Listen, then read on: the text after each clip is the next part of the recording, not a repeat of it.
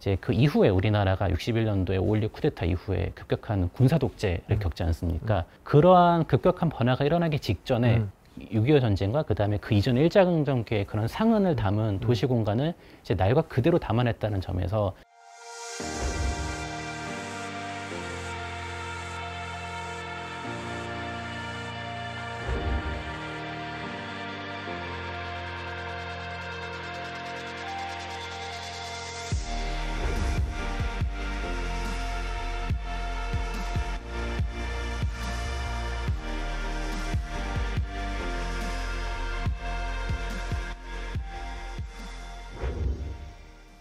안녕하세요. 한국영상자료원 정종화입니다.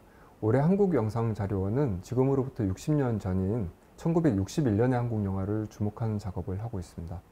1961년은 한국영화의 이정표가 된 해라고 할 수 있는데요. 한국영화사의 대표작으로 평가되는 성춘향, 마부, 오발탄, 3등 과장, 사랑방 손님과 어머니 같은 영화들이 연이어 등장했을 뿐만 아니라 이 작품들은 한국 영화라는 길을 찾는 과정에서 각자의 방식대로 성공했던 영화들입니다. 한국 영화 공간 두 번째 시간은 역시 1961년 작품인 위연목 감독님의 오발탄에 대해 살펴보려고 합니다. 안녕하세요, 선생님. 안녕하세요. 한국 고전 영화에서 보이는 도시 공간에 대해서 관심을 가지게 된 계기가 오발탄이라는 작품 때문이었다고 하셨는데요. 네. 제가 아마 중고등학교 때로 기억을 하는데요. 그 당시에 이제 국어 교과서에 이제 문학 작품으로서 오발탄이 실려 있었습니다. 이 작품이 이제 1959년에 쓰여졌고, 그다음에 물론 내용만으로도 상당히 생생한 그 당시 서울의 어떤 서민들의 삶이 이제 담겨져 있었기 때문에 그 소설 자체만으로도 되게 인상이 깊었는데요.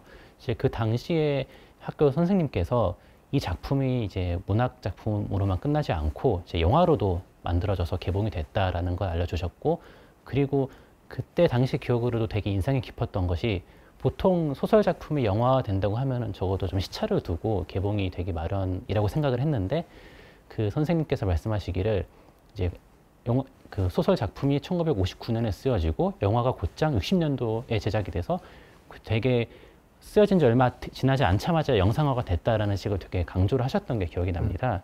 그래서 그 얘기를 듣고서 물론 그 당시에는 오발탄이 지금처럼 이제 영상자료 유튜브에 아주 고화질로 올라오던 시절이 아니었기 때문에 아마 좀 더 시간이 지난 다음에 대학생이 되어서 이제 좀 파편적으로 올라오는 오발탄의 영상을 봤던 것 같아요. 그러다가 이제 최근 몇 년 사이에 이제 영상자료원에서 이제 고화질 영상으로 이제 그 유튜브에 오발탄을 올려주셔서 보게 됐고, 그리고 이제 이번 기회를 맞아서 다시 한번 좀 정말로 제대로 이제 어렸을 때 처음 오발탄을 접했던 그 심정으로 다시 보게 되었습니다. 네.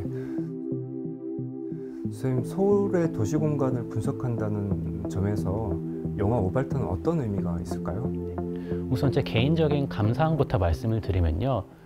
오발탄의 소설 원작을 처음 읽었을 때 느꼈던 그 생생한 묘사, 예를 들면은 그 영혼애가 거주하는 해방촌에 대해서 이제 막 레이션의 껍데기를 가지고 지붕을 이었다라든가 그런 장면이 나오지 않습니까? 근데 그런 묘사를 통해서 상상했던 당대 서울의 공간을, 물론 당시 서울을 촬영 장소로 택했으니 어찌 보면 당연하다고 할 수도 있겠지만은 정말로 정말 사실적으로 마치 일종의 다큐처럼 느껴질 정도로 담아냈다는 점에서 제 개인적으로는 제 소설을 읽으면서 상상했던 것보다 더 생생하게 다가왔던 점이 이제 인상 깊었고요.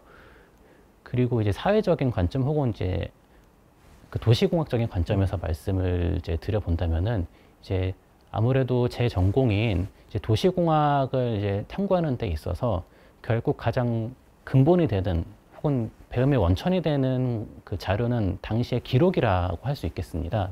특히 1950년대, 60년대 같은 경우에는 이제 그 이후에 우리나라가 61년도에 5.16 쿠데타 이후에 급격한 군사 독재를 겪지 않습니까?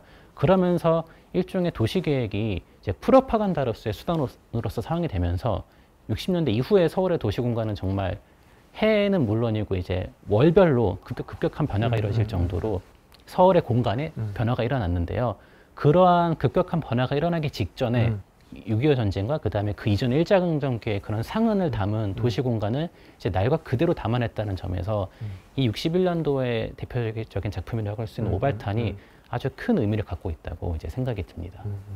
그리고 오발탄이 촬영된 시기는 1960년에 6월부터 12월 정도라고 기록에 나와 있는데요. 그러니까 1960년에 하반기에 그 서울의 모습이 그대로 기록이 되어 있는 거죠.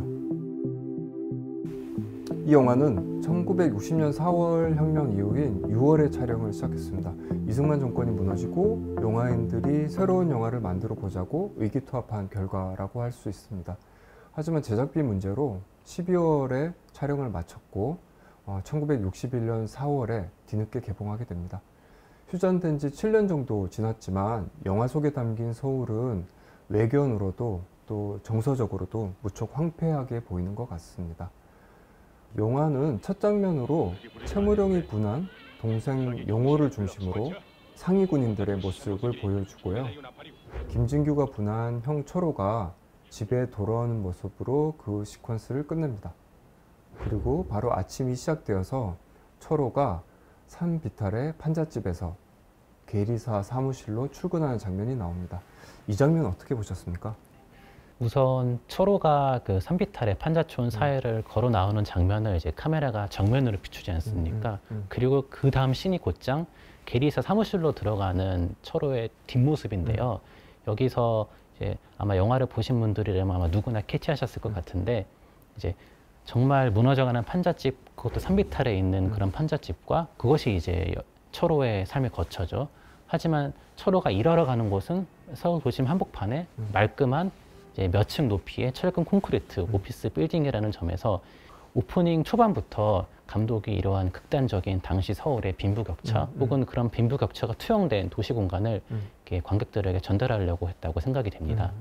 그리고 철호의 계리사 사무실이 있던 곳은 이제 중간중간 극중에 비춰지는 현관에 이제 대한상공회의소라고 명판이 나오는데요. 네네네. 대한상공회의소는 이제 지금도 계속 그 자리에 남대문 바로 옆이죠. 위치해 있어서 그야말로 산비탈의 판잣집을 내려온 철호가 조선시대 때부터의 정말 서울의 중심이라고 할 수 있는 그런 곳에서 일한다는 설정부터가 일종의 철호가 아침 저녁으로 매번 그러한 괴리를 느낄 수밖에 없도록 만든 그러한 고도의 장치가 아닐까라는 생각이 듭니다. 네.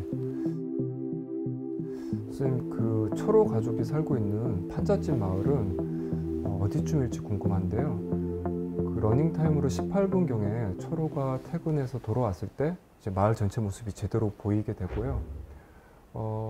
사실 영화 속 설정으로는 해방촌이긴 합니다. 시나리오상의 지문도 그렇고 또 그 유명한 영화 엔딩에서 철호가 택시를 타고 해방촌으로 가자고 했다가 또 서울대학 병원으로 가자고 했다가 중부경찰서로 가자고 했다가 극중의 택시기사 말을 빌리면 오발탄 같은 손님의 모습을 보일 때 이제 해방촌을 지시하고 있기도 한데요.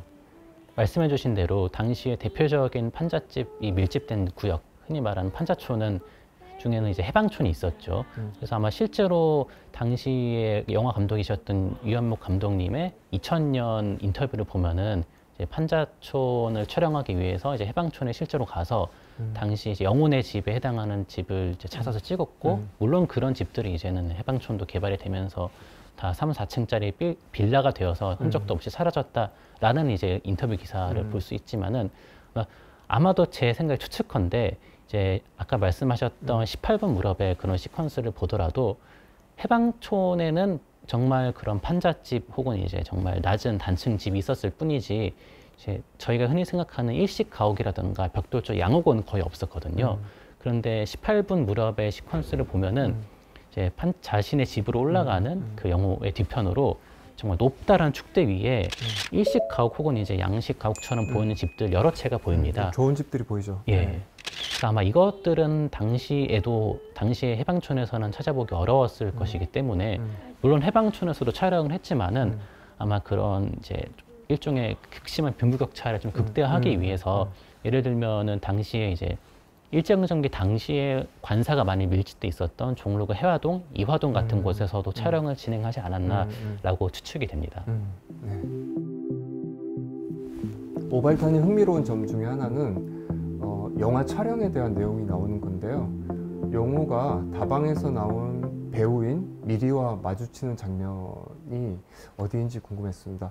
아마 당시 번화가의 명동의 안쪽 길 같아 보였는데요. 네, 저도 그렇게 추측을 했고요. 그렇게 추측을 했던 가장 큰 요인은 이제 영호와 미리가 공사 중인 다방 밖으로 나와서 이야기를 나눌 때 이제 미리의 어깨 너머로 이제 골목길 저 끝편에 번듯한 2층 혹은 3층 규모의 그 양식 건물이 눈에 띕니다. 이 빌딩의 정체는 다름이 아니라 일제강점기 때 지어진 일본생명이라는 보험회사의 당시 서울지점 건물인데요. 오발탄을 촬영 당시에는 이제 우리나라 정부의 보건사회부 청사로 사용되기도 했던 지금의 을지로 입구역 사거리 한 모퉁이를 차지하고 있었던 상당히 큰 빌딩이었습니다. 이러한 빌딩이 있었다는 점에서 미뤄보았을 때 이미 명동 일대는 일제강점기 때부터 수많은 금융회사들이 모여 있었던 상당한 번화가였음을 알 수 있고요.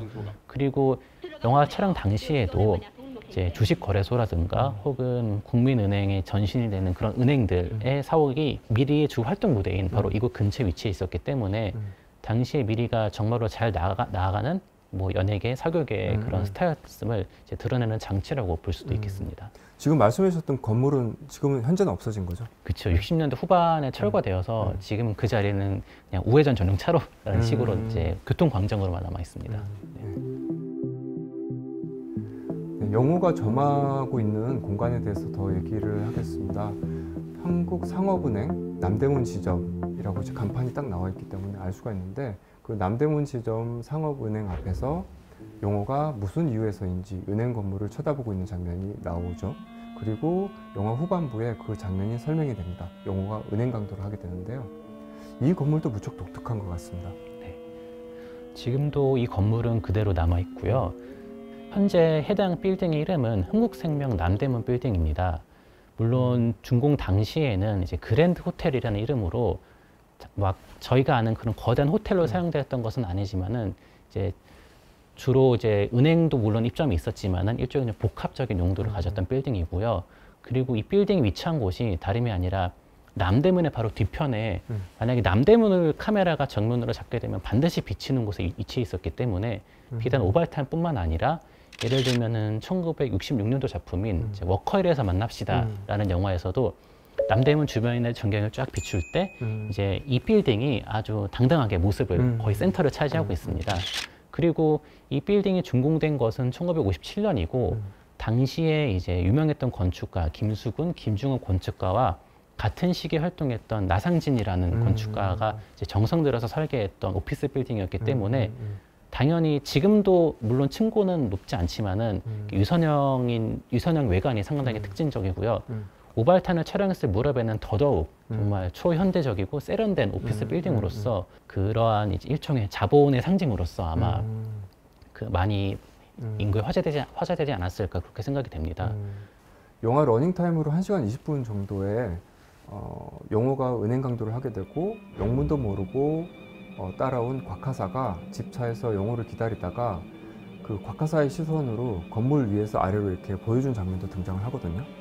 1950년대 후반에 당연히 이런 높은 빌딩은 서울 시내에 많이 존재하지 않았고 따라서 물론 이 장면에서 그냥 단순히 위를 오르려다 봤을 것이다 라고 이제 해석을 할 수도 있지만은 이 바라본 주체가 곽하사라는 이제 상위 군인이고 그리고 이 곽하사가 올려다본 빌딩은 이제 남대문 한복판에 위치한 고층 오피스 빌딩이라는 점에서 미뤄보았을 때 이런 곽하사를 비롯한 상위 군인들의 안타까운 처지와 그다음에 하늘 높은 줄 모르고 솟아있는 이런 세련된 빌딩을 대조시킴으로써 극 중에서 명확하게 언급되지도 않고 그다음에 소설 원작에서도 아마 이 장면 자체가 묘사되는 건 없는 걸로 압니다. 근데 이러한 장면을 넣음으로써 정말 이러한 빌딩 아래층에서 이렇게 올려다볼 수밖에 없는 당시 상위 군인들의 처지 혹은 서민들의 처지를 나타낸 것이 아닌가라고도 생각이 듭니다. 네. 그리고 26분 정도인데요. 영호가 또 한 명의 여자 서리를 만나게 됩니다. 야전병원에서 만났던 간호사이고요. 그 장면은 오리온 제거 공장이 보이고 또 건널목입니다. 이 장면 되게 저는 인상적으로 봤는데 어떻게 보셨나요? 네. 실은 지금 서울 시내에 경부선 철길을 넘어가는 건널목은 없죠. 특히나 도로가 교차하는 건널목은. 하지만 그 건널목 저편에 보이는 이제 오리온 제과라는 간판을 통해서 밀어봤을 때 이곳이 지금은 이제 삼각지 고가차도가 넘어가는 한강로 1가 79번지 부근에 이제 건널목으로 추정이 됩니다. 실제로 그 인터넷 지도에 로드뷰를 통해서 그곳에 가보거나 혹은 이제 삼각지 고가차도를 자동차로 넘어가실 때 보시면은 그 영화에 비추는 것처럼 이제 영호와 서리가 느긋하게 한 4가닥 정도 되는 선로를 넘어가죠. 그 커브길 한편에 이제 한켠에 정말 오래된 공장 건물이 남아있는 것을 보실 수 있는데요. 그것이 이제 오발탄으로 찍혀 있었던 과거의 오리온 제가 더 과거로 거슬러 올라가면은 일제강점기 당시 이제 일본 기업이 지어놓았던 이제 제거 공장의 건물입니다. 비록 그곳의 건널목은 사라졌지만은 아마도 지금 그 자리에 가신다면 거의 비슷한 분위기를 느끼실 수 있지 않을까 생각이 듭니다. 일제강점기 때 그 공장 이름이 뭐였죠? 거기가? 그 당시 일제강점기 당시에는 이게 풍국제가라는 풍국제가? 네, 풍국제가? 풍국제가라는 그 제과회사의 공장이었고요. 그리고 풍국제과는 이제 풍국제분이라는 이제 밀가루 제조까지 겸했기 때문에 참고로 이제 서울 용산에 지금의 오리온 제과 공장뿐만 아니라 인천 동구 쪽에 당시 풍국제분의 공장 건물 또한 남아 있어서 이제 당연히 오발탄 촬영 때는 의도한 것이 아니겠지만은 어찌 보면은 그런 일제 강점기에 그러니까 네거티브적인 산업 유산이 이제 영화에 그대로 담겨 있는 케이스라고도 할 수 있겠습니다. 그럼 그 오리온제가 그 자리가 지금은 어떻게 돼 있는 거죠? 지금도 오리온제가 소유로 계속 남아 있습니다. 예. 일부 건물은 재건축이 됐지만은 그 영화 속에서 찍혔던 공장의 한 3분의 1 부분 정도는 그래도 또 남아 있습니다. 그대로. 네. 영호와 서리가 만나고 서리는 영호를 이제 자신이 거주하는 공간으로 데리고 가는데요. 서리가 살고 있는 공간을 보면 그 외부를 보면은 아파트 같은 느낌을 주려고 했던 것 같고 또 실내로 들어가면 세트 촬영을 한 것이 보입니다. 그리고 서리에 대해서 해서 원래는 창고였다고 말을 하는데요. 이 건물도 되게 독특했던 것 같습니다. 실은 저도 이 건물, 아파트는 아니지만 되게 아파트적인 공간으로 나와서 과연 어디일까 되게 많이 찾아봤는데요. 결론부터 말씀을 드리면은 앞서 이제 영호와 미리가 그 대화를 나눴던 골목길 저편에 비춰졌던 그 보건사회부 청사였습니다. 그러면은 당시에도 이미 청사로 쓰이던 건물인데 왜 굳이 여기서 촬영을 했을까 생각을 하다 보니까 이제 그 영호와 서리가 철제 계단을 4층까지 한 번에 올라가면서 되게 의미심장한 대화를 나누잖아요. 그래서 정말 그 철제 계단이 중요한 미장센으로서 등장을 하는데 그렇게 곧게 뻗은 상태가 좋고 그리고 건물도 적당히 후면이지만 이뻐야 되고 그런 여러 복합적인 조건을 만족하면서 거기에 이제 딱 서리의 방에 들어갔을 때 배경에 서울 전경이 펼쳐져야 되잖아요. 그리고 옥상에서 영호와 서리가 대화를 나눌 때 주변에도 약간 좀 도회지적인 느낌이 나야 되고 이제 그런 것을 만족하는 공간을 찾다 보니까 결국에는 을지로 입구 한복판에 있었던 그 보건사회부 건물이 낙점이 된 것이 아닌가 그렇게 생각이 됩니다. 네, 이제 형 철호의 장면으로 넘어가 보겠습니다. 34분 정도에 철호는 밤거리에서 양봉주를 하다가 잡힌 여동생 명숙을 데리고 중부경찰서를 나와서 말없이 동생과 널찍이 떨어져서 도심 공간을 걷고 있는데요. 그 장면도 되게 인상적이었습니다. 네. 곧장 나와서 이제 탁 트인 영상을 보시면 아시겠지만은 정말 도회지적인 느낌이 물씬 나고 일종의 교통광장처럼 보이는 탁 트인 아스팔트 위를 이제 둘이 멀찍이 떨어져서 걸어가잖아요. 근데 그 영호의 바로 뒤편, 오른편 이제 배경을 보시면은 상당히 말끔한 한 5, 6, 7층 정도 되는 그 오피스 빌딩이 보이실 겁니다. 이 빌딩은 이제 당시에 개풍 빌딩이라고 불리던 이제 당시 서울시내 한복판에 또 다른 명물로 이제 언급되던 고층 일종 오피스 빌딩이었던 셈인데요. 이 빌딩 같은 경우에는 실은 뭐 일종의 좀 무허가 상태로 지어졌지만은 당시로서는 최신 시설인 엘리베이터도 갖추고 그리고 높이 자체가 이제 불법 증축을 하면서 높아졌기 때문에 되게 세간에 많이 오르내렸던 일종의 랜드마크였다고 합니다.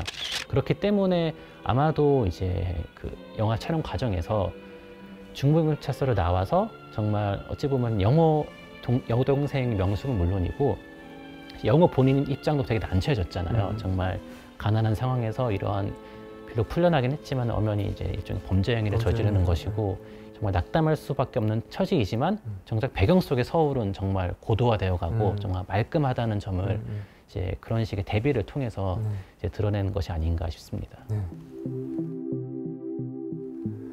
그리고 이후 44분 정도를 보면은 이 여동생 명숙이 밤거리에서 어떻게 지내고 있는지 설명이 나옵니다. 양공주들이 조선호텔 정문 앞에서 미군들과 대화를 나누는 장면이 나오는데요.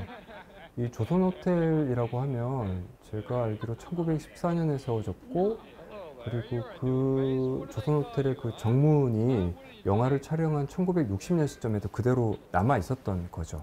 네, 실제로 조선호텔이 위치했던 곳은 대한제국 시절에 이제 고종이 건설한 환구단 자리인데요. 그 환구단의 정문을 이제 그대로 조선호텔의 정문으로서 사용을 했던 것이죠. 그런데 참 흥미롭게도 이제 극 중에서도 나오고, 그 다음에 많은 이제 보도사진에서도 언급이 되는 것이지만은 이제 조선호텔의 정문 자체는 조선식의 그런 전통 한옥 양식인데 그 입구에는 워낙에 이제 조선호텔이 거의 외국인 전용 숙박업소로서 쓰이고, 그다음에 영화 속에 묘사되는 것처럼 이제 미군들이 많이 드나들다 보니까는 일종의 검문소처럼 그 하나의 부스가 마련돼 있고, 그다음에 우리말과 영어가 이제 변기되어 있음을 확인하실 수 있습니다. 그리고 그 앞에서 이제 수많은 미군들과 양공주들이 정말 길거리 만남을 가지죠. 근데 이것이 과연 단순히 영화적인 연출이었냐고 하면은 그것이 또 아닌 이유가 당시 1958년 무렵의 신문 기사를 보시면은 그 당시 일종의 좀 매춘으로 유명했던 종로 3가에 있던 많은 여성들이 정작 종로 3가에서 다 사라지고 조선호텔 주변에 많이 모여 있다라는 그런 보도가 나와 있습니다.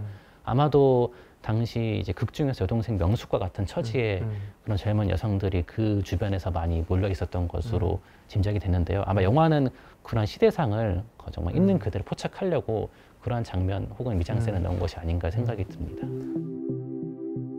철호가 집에 들어가려다가 노모가 가자 소리를 이제 하시고, 그 소리를 듣고 이제 집에 안 들어가고 다시 나와가지고 언덕 위에 서서 서울 전경을 내다보는 장면이 나오는데요. 저는 이 장면이 되게 인상적이었던 것이, 높은 곳에서 경치를 바라보는 것은 관광이나 구경일 때는 되게 좋지만, 이 높은 곳에 판잣집에 사는 가난한 사람이 도심을 바라본다는 것은 다른 의미를 이 영화에서 만들어내고 있는 것 같습니다. 물론 일제강점기 당시에도 남산 중턱에 수많은 이제 주택지가 조성이 되어서 이제 부유층, 이제 일본인과 극소수의 한국 사람들이 이제 좋은 가옥을 짓고 살긴 했습니다만, 이 사람들의 전제 조건은 당연히 자동차를 타고 가는 것이었죠. 남산 중턱까지. 하지만 영혼회를 비롯한 서민들, 판자촌에 사는 거주민들은 저 언덕 밑바닥 전차 정류장에서부터 남산 중턱까지 걸어 올라갔어야 됐기 때문에 말씀하신 대로 그런 경치가 부의 상징이 아니라 오히려 정말 가난의 상징일 수밖에 없었고, 그것을 영화에서는 효과적으로 드러내기 위해서 이제 지금의 남산 3호 터널 인근의 소월로에서 바라보는 그러한 전경 장면을 삽입한 것 같습니다. 다시 영호의 장면으로 돌아가겠습니다. 영호가 은행 강도를 한 후에 도주하는 장면인데요. 시나리오랑 비교를 해보면 훨씬 자세하게 영화는 찍혀 있습니다. 경찰의 무선으로 그 영호의 도주로가 중계가 되고, 종로 2가와 청계천 사이, 그리고 청계천 4가, 또 밖으로 나오면 5가라고 그러고, 그 다음에 전차 레일이 잠깐 보인 다음에 종암동으로 도주를 하게 됩니다. 제가 여기서 두 가지 질문을 드리고 싶은데요. 네. 청계천과 전차에 관한 것입니다. 먼저 청계천부터 질문을 드리면, 이제 당시에 청계천이 복개가 됐고, 그 도로 밑에 공간으로 영호가 지금 들어가서 도주를 하고 있는 거죠. 네, 그렇습니다. 실제로 청계천이 지금은 이제 복원이 되어서, 물론 일부 그런 이제 구조물 같은 경우에 남아있긴 합니다만은, 지금의 청계천 완전히 이제 지상으로 드러난 일종의 개천이 되었죠. 하지만 이 당시에는 이제 1930년대 후반부터 이제 점진적으로 진행되었던 청계천 복개 공사가 이제 본격적으로 스퍼트를 올려서 이제 진행이 되던 때였습니다. 그래서 영화를 보시면은 이제 거대한 콘크리트 기둥들 사이로 마치 그 뭐라 그래야 될까요? 그리스 신전과 같은 그런 콘크리트 기둥 사이를 어지럽게 헤쳐다니면서 동시에 계속 경찰에 쫓아오는 무전이 교체 편집되면서 나오죠. 그래서 실제로 그런 장면을 찍을 수 있었던 요인 중에 하나로 추측컨대 이제 58년 무렵에 이제 본격적으로 재개된 청계천 복개 공사가 이 영화 오발탄을 촬영했던 무렵에도 진행은 되고 있었습니다만은, 아무래도 자재 부족도 있고 그 다음에 많이 여건이 좋지 않다 보니까 이제 구간별로 나눠서 진행이 됐거든요. 그렇다 보니 이제 좀 도망치다가 곧장 이렇게 청계천 밑으로 숨어들 수 있었고 다시 도망치다가 공사가 아직 덜 진행된 곳에서 나올 수 있었던 것이죠. 그래서 그런 일종의 당시의 서울 청계천의 상황을 잘 반영한 것이 아닌가 그렇게 생각이 듭니다. 네. 그리고 전차에 대해서 여쭤보고 싶은데 마부에서도 그 성남극장 앞 장면에서 전차가 서 있는 모습이 보이고요. 제가 알기로 서울에서 전차가 마지막 운행을 한 것이 1968년 11월의 일이고 이 전차라는 것이 한국전쟁 이후에도 또 1960년대까지도 서울에서 중요한 교통수단으로 활용이 되고 있었다라고 봐야겠죠. 네, 맞습니다. 1960년 오발탄을 촬영하던 당시에 서울시 인구가 약 244만 명 정도 됐었는데요. 물론 그 당시에 이미 서울의 교통수요 자체를 이제 전차만으로 커버할 수 없었기 때문에 당시에 이미 버스의 수송 분담률, 그러니까 전체 교통수요 중에서 버스가 차지하는 그 분담률이 더 높았다고는 합니다. 하지만 그럼에도 당시 서울 전차는 불과 200여 대에 불과한 차량으로 이제 하루 30여만 명을 수송했다고 합니다. 물론 지금의 서울 지하철이 그 수많은 전철 차량과 역으로 하루에 약 한 780만 명 정도로 수송을 하거든요. 그런데 당시 열악한 상황에서 전차가 그만큼이나 수송을 했다는 것은 빼놓을 수 없는 시민의 발휘였고, 그리고 60년대 초반, 특히 오발탄에 촬영된 1960년 같은 경우에는 아직 그렇게까지 서울 시내에 자동차 보유대 수가 많지 않았기 때문에 이제 65년, 6년으로 가면은 말씀하신 것처럼 68년도에 전차 폐지를 앞두고서 이제 전차가 자동차 교통에 방해가 된다. 그런 방해꾼으로 이제 등장을 합니다. 다만 오발탄에 촬영된 시점에서는 자동차 대수도 적었고 하다 보니까는 거의 이제 도로에서는 반드시 전차가 보이는 약간 일종의 서울의 도로 혹은 도시 경관을 나타내는 데 있어서 빼놓을 수 없었던 그런 요소라고 할 수 있는 것이죠. 네. 오발탄에서도 사실 전차가 지나가는 장면이 살짝 보이는 장면이 있었고요. 근데 이제 그 영호가 도망을 갈 때는 사실은 전차 장면은 보이질 않고 그 짧게 이렇게 전차의 노선이 보이는 게 되게 인상적이더라고요.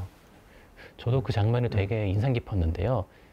전차를 타고 뭐 도망을 간다는 그런 이제 내용을 굳이 삽입하지 않더라도 이제 어지럽게 이제 막 뻗어나가는 그런 전차 선로를 카메라가 비춤으로써 되게 속도감이 있고, 한편으로는 이제 하필이면 그 극 중에 등장하는 전차 선로가 잘 가다가 분기가 돼요. 아마도 추측컨대 아마 을줄 입구나 뭐 종각 내거리 혹은 서울역 인근의 전차 선로를 찍은 것 같은데, 그렇게 쭉 뻗어나가던 전차 선로에서 분기되어가는 선로를 굳이 잡음으로써 아마 영호가 이제 일종의 돌이킬 수 없는 일탈을 한다는 것을 은연중에 표현하려고 한 것이 아닌가 또 그렇게 생각이 되었습니다. 네, 그렇게 볼 수 있겠네요. 이제 영호가 체포가 되고 초로는 다시 또 중부경찰서에 갔다가 또 서울대 병원에 가서 아이를 낳으러 간 부인이 죽은 것을 확인하고 이제 넋이 나간 채로 도시를 배회하게 되는데요. 신발 가게에서 이렇게 딸에게 사주고 싶었던 신발을 보면서 지나갈 때 후경으로 미도파 백화점이 보이더라고요. 저도 그 장면이 상당히 인상이 깊었습니다. 실제로 그 철호가 거리를 배회하면서 이제 배경으로 비치는 빌딩들이 이제 미도파 백화점뿐만 아니라 이제 당시에 이제 최고급 호텔이었던 이제 반도 호텔 앞도 지나가는데요.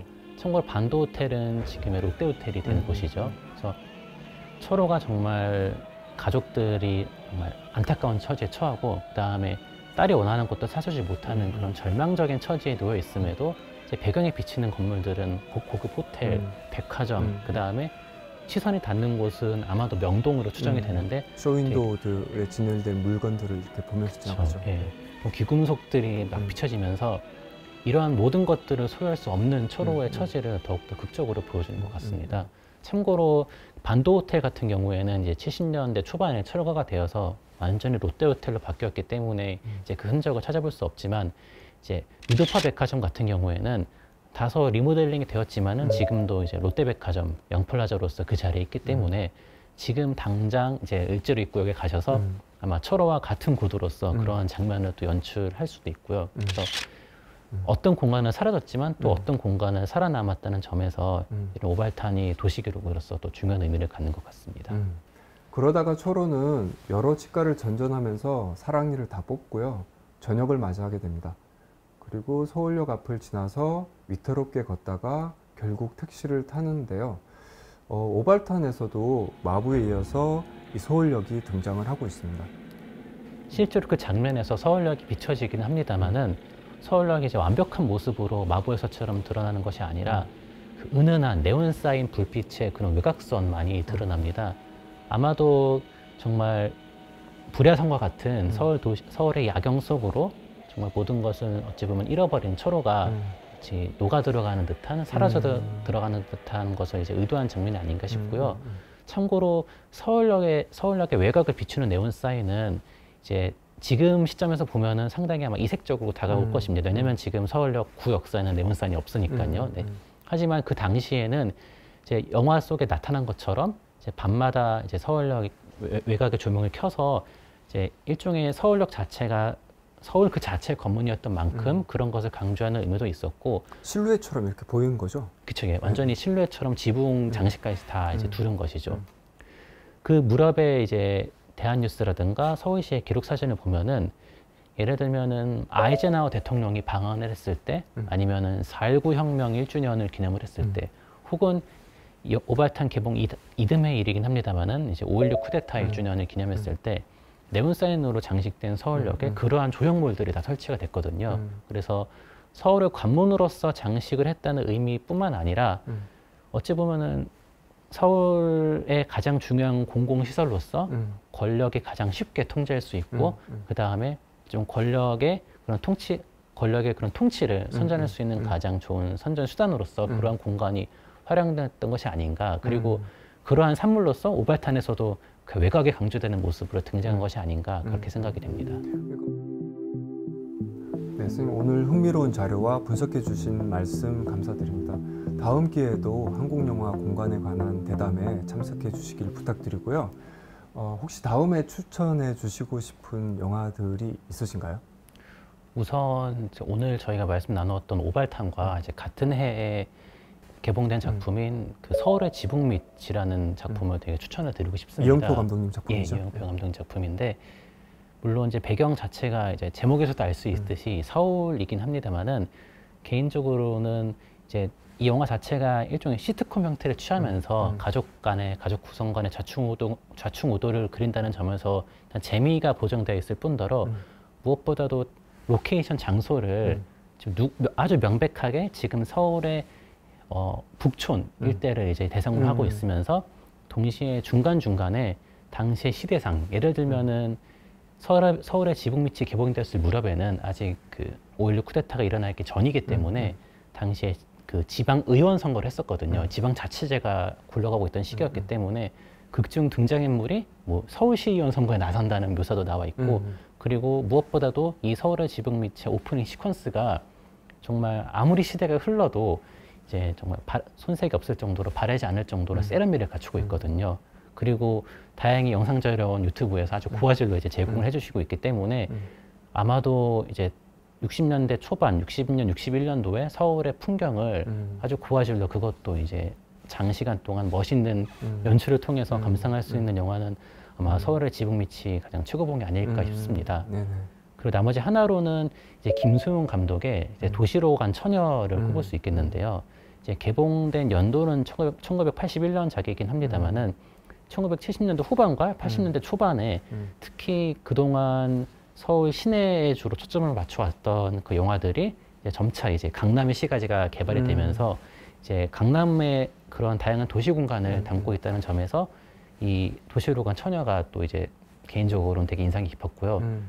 특히나 이제 지방에서 올라온 고속버스가 당시에 막 지어지고 있었던, 이제 지금은 다 낡아서 사람들이 이제 일종의 좀 낡은 건물이라고 생각하는 그런 경부 고속버스 터미널로 들어가는 장면이 나오는데, 당시에 사람들의 보기에는 갑자기 서울 한복판, 아무리 강남이라고 해도 10층짜리 터미널이 정말 거대하게 다가왔을 것인데, 그것을 영화 한복판에 딱 이렇게 삽입을 함으로써 일종의 서울의 구시가지와 대비되는 그런 강남을 극적으로 드러내지 않았나, 그런 생각이 드는 작품입니다.